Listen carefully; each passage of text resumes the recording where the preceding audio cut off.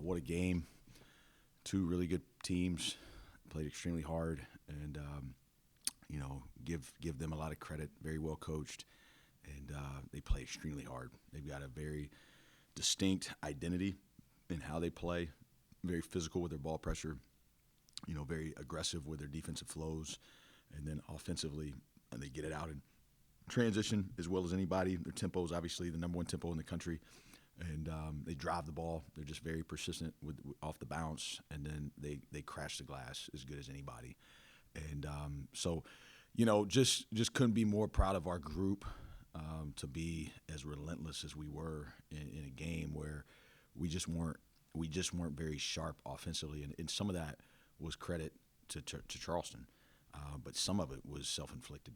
And we weren't cutting with purpose. The ball wasn't moving enough. The ball was sticking. We were taking tough shots, which we talked about we couldn't do because of how aggressively they flowed to the ball, that we had to be willing to move it. And this game's different. You don't go in for innings and switch O to D. You don't run to the sideline and bring a different unit in for defense as you do in football. You got to do both. And to be the team and the program that we want to be, you got to be complete, and you got to go out there and you got to play offense a certain way and you got to play defense a certain way, and the two bleed into each other. And it appeared as you're watching it that hey, we got to play a little bit better defense, right? They scored 40 in the first half, but analytically, when we're looking at the analytics that we look at during game, we're not to get too technical here, but we were probably 14 percentage points down offensive quality of possession that we needed to be. And defensively, it was the second highest halftime in terms of the shots that we're trying to create, okay? Not if they make or miss them or not. What's the process? It was the second highest besides High Point. And so you get in the locker room and it's like, hey, we're either going to change how we're playing offensively and we're going to play for each other and we're going to play connected and we're going to move this and we're going to spread this thing out and not let them load up to the ball and fly to the ball and raid our gaps and beat our ball at the rim, and we're going to play for one another or we're not. And, I think that's when it changed. When we decided we inserted Joe Anderson, we inserted Alex Williams, we took a couple guys out, and we kind of drew the line in the sand that, hey, this is how we've got to play. And, give our guys credit. I mean, the ball started popping. And we were at about a 36% offensive efficiency rating of quality of possession for most of the game. We finished the game at 50, which is the mark for us. That's what we want to be. We want to be 50 or more. And that just shows you in the last 14 minutes of the game plus overtime how the change that we were able to create based off playing for one another.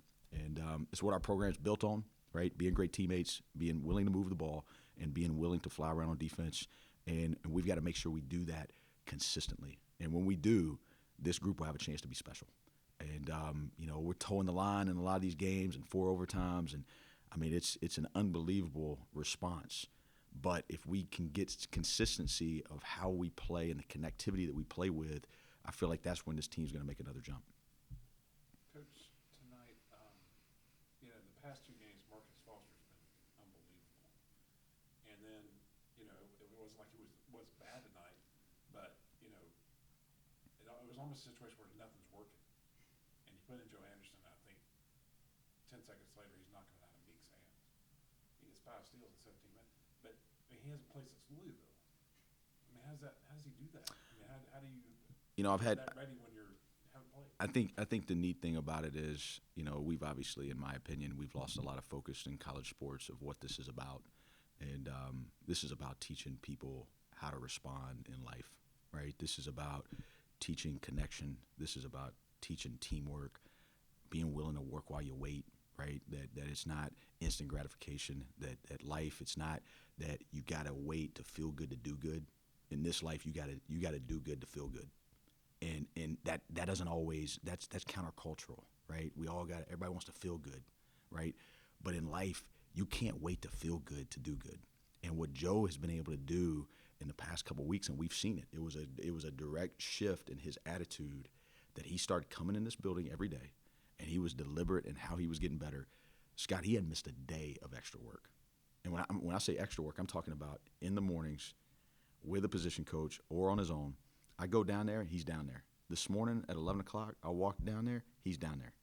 And so what happens is instead of worrying about his circumstance, right, he lives on vision, and he lives on trying to figure out when I get my opportunity, I will be ready. And I don't feel good right now not playing, but I'm going to tell you this, I'm going to do the right thing.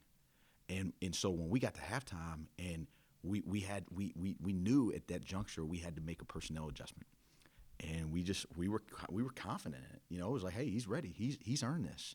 And you know, it's like I told the team, like this idea of luck, like you've got to prepare yourself to be able to capitalize on those moments.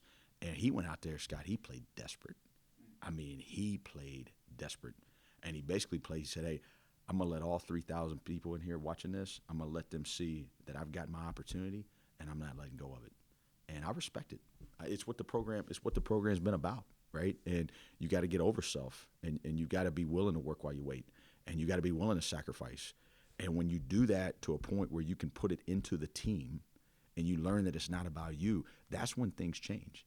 And you know what? I think it's a beautiful moment for him, and I think it's a moment that he'll never forget the rest of his life.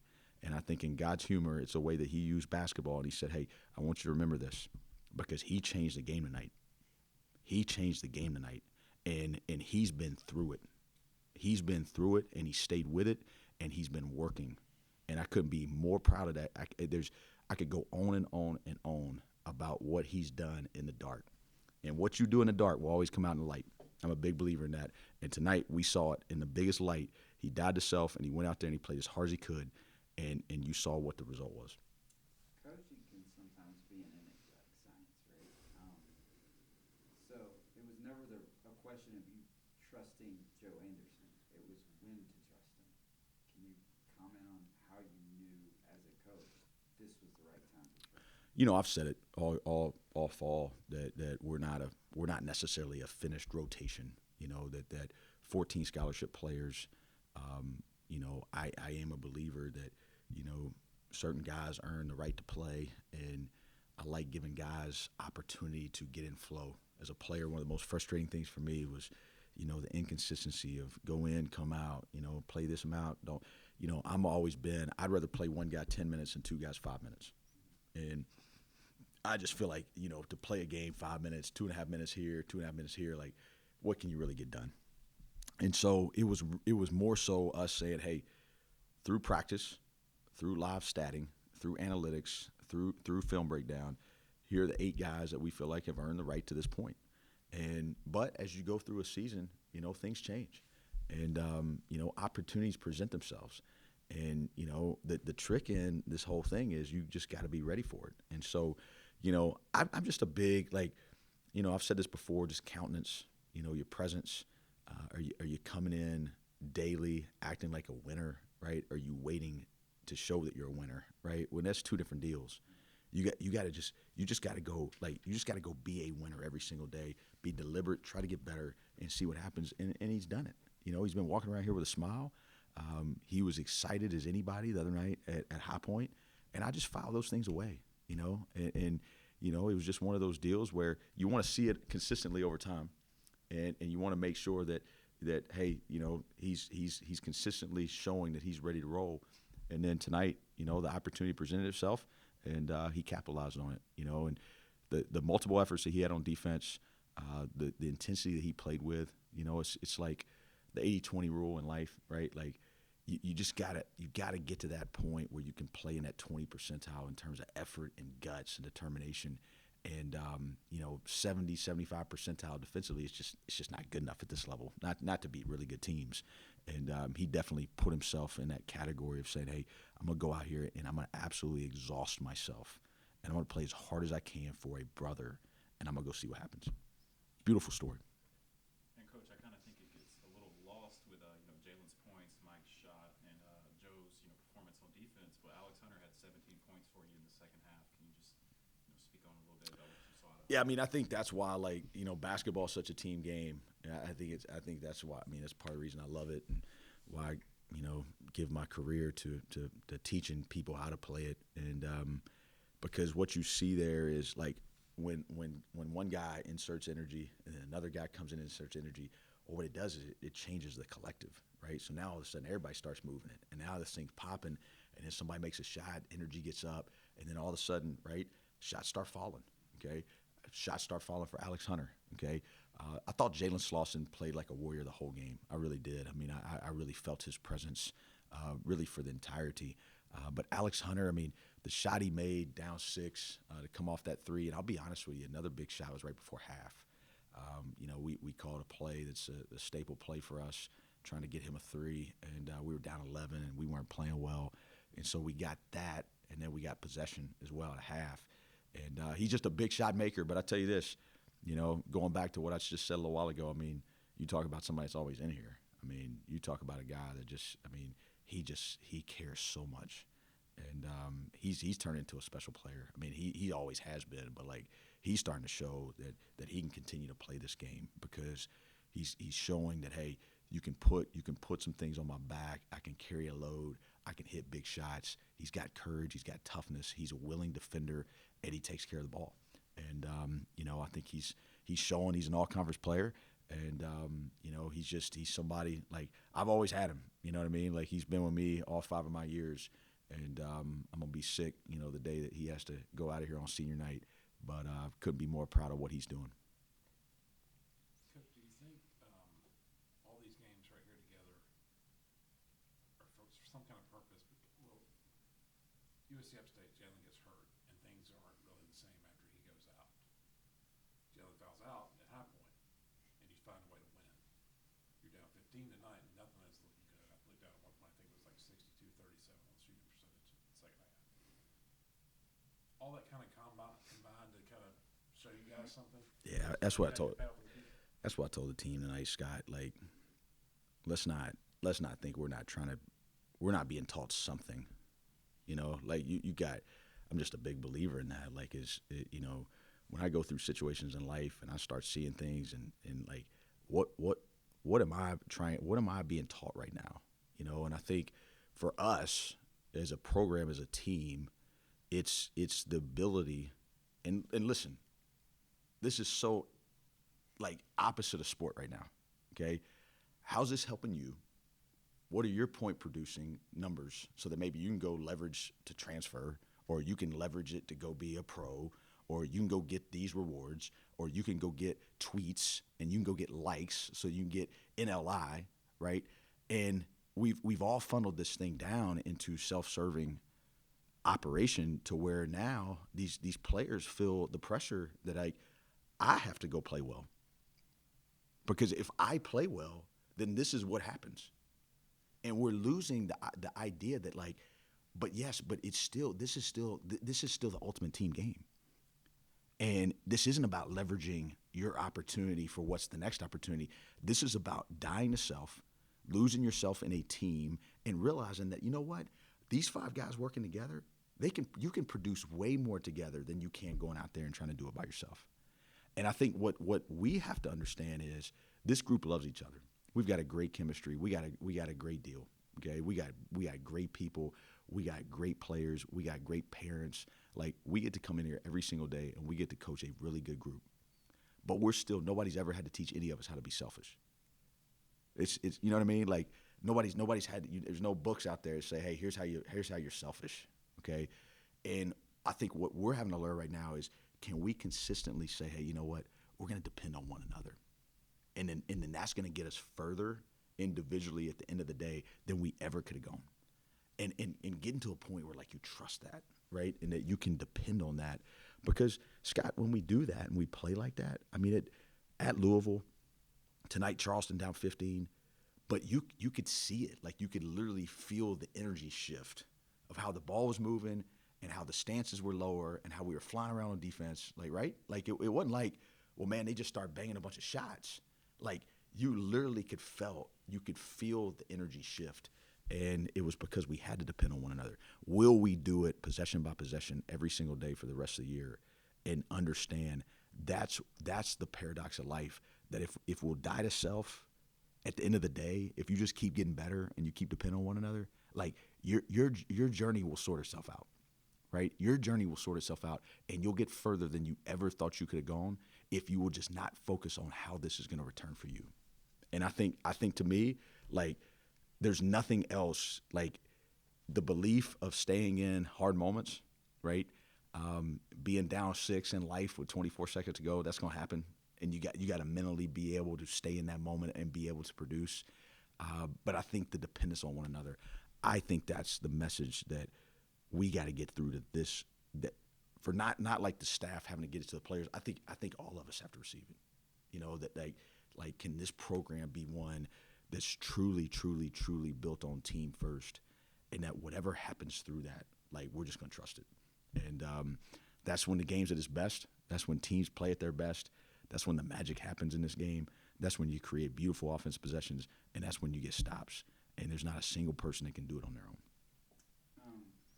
I feel like tonight, the presence of Jalen Slauson, because you talk about how your offensive execution maybe skewed the numbers defensively a little bit because you guys, weren't as efficient offensively.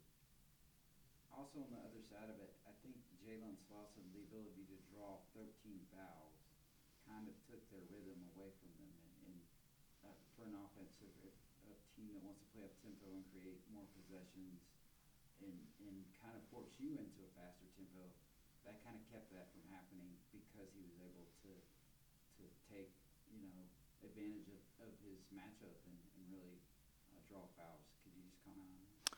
Yeah, I thought Jalen played a complete game. Going to the point I was just talking about, I'm not sure if you guys noticed a little change of shoes at halftime, and I think it was symbolic, right? Red shoes, went in halftime, came out, team issued shoes. It's just small things, and it's just we're going to go out here and we're going to fight. And, I told him one time I wanted him to pick his spirit up, and we had a good discussion, he and I did at halftime, and, he's somebody.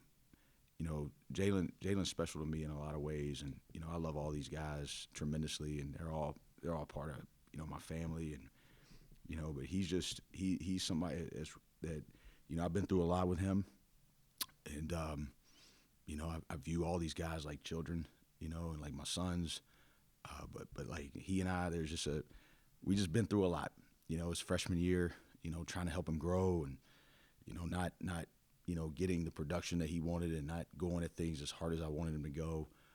But the growth that I've been able to see in his life and the way he's starting to lead, I've told him this, like, God created a special person in Jalen Slauson. He's got it all, guys. I mean, he's got charisma. He's got ability to lead people. He's got ability he cares about people. Like, he cares about my kids. He just cares.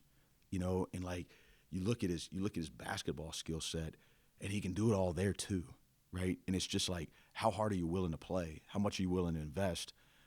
But man,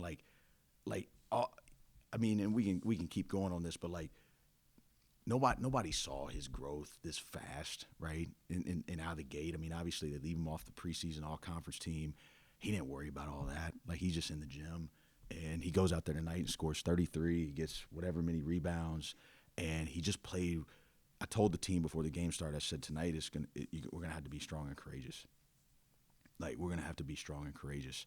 And I thought for him, like, he carried that out. I thought he played with tremendous strength, and I thought he played with tremendous courage. And he allowed us, one of many, but he allowed us to keep ourselves in the game, and he just kept playing like a warrior. And proud of all these guys. I mean, I just am. I mean, what a night, what a moment. I know we're talking about a lot of things, but High Point, apparently it didn't really pick up on the TV as well. But I'm gonna tell you what, High Point was an electric atmosphere for a mid-major institution. I mean, it was first class. It was, the student section was rocking, the noise, the music, the energy. It was unbelievable. And we had an ops meeting with our administration here every week, and usually I don't really go to it. We have an unbelievable staff, and they kind of figure out all the blocking and tackling of that. And I decided on Wednesday to sit in on it, and it was right in here. And I just told him, I said, look, we've got to figure out how to make this an event, and we got to get the music louder. We got to get the energy up. This can't be just a game. Like, this has to be an atmosphere. And I'm gonna tell you what, our administration, Aaron Wissing, Ty Osborne, Dwight Covington, Wesley. I mean, everybody that was in that meeting. I just want to thank them because they took it to heart. You know, Sue Eckstein, they took the message and they went out and worked the last 2 days. And if you were in Timmons Arena tonight, okay, you felt it. And it was special. It was loud. It was, and you're looking around and, I mean, the students just kept coming. I mean, a couple of them left when we were down 6, but then they came all back. And this thing, I mean, it wasn't like the last home game when it was a 2-point game and everybody sitting down. Like, this thing was up. And the timeouts, I mean, music was playing, and it makes a difference. It makes a difference. And so, you know, our administration, the job that Jason's done in our department, the way he's pushing the facility upgrades that we're having here, like, it's all coming together. And we just got to keep pushing day by day to making it the best we can. But that was an environment you want to come back to, right? That was an environment tonight that inspires you. And, you know, I want to say thanks to our students. I want to say thanks to our administration and anybody that was involved tonight. Erin Wissing and her team and what they're doing with the VIP area, taking care of our stakeholders. There's just a lot of new things as we continue to push this thing forward. It's been fun working with this group.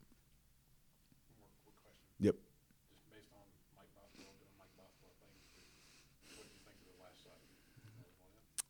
You know, I mean, we've seen some shots like that. You know, I remember VMI here when Jordan made that shot. You know, we've seen Daniel Fowler's tip in when I was an assistant. We've seen Stephen Cruz tip in. We've seen some pretty cool moments in here, but that's up there.